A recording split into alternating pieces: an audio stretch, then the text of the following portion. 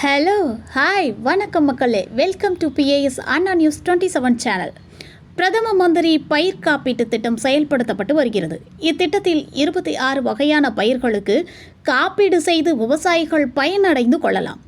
தமிழ்நாடு வேளாண்மை உழவர் நலன்துறை அமைச்சர் MRK பன்னீர்செல்வம் அவர்கள் சுமார் 1775 கோடி நிதி ஒதுக்கீட்டில் இத்திட்டத்தை நடப்பாண்டில் செயல்படுத்தப்பட்டுள்ளார்.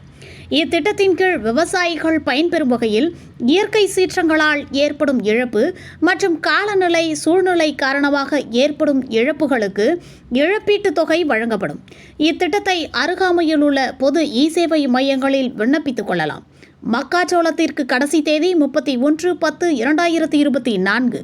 எனவே மக்காச்சோளம் பயிரிட்ட விவசாயிகள் அனைவரும் கடைசி தேதி வரை காத்திருக்காமல் கொடுக்கப்பட்ட காலக்கெடுவுக்கும் முன்பே பதிவு செய்து பயன்பெற்றுக் கொள்ளலாம்.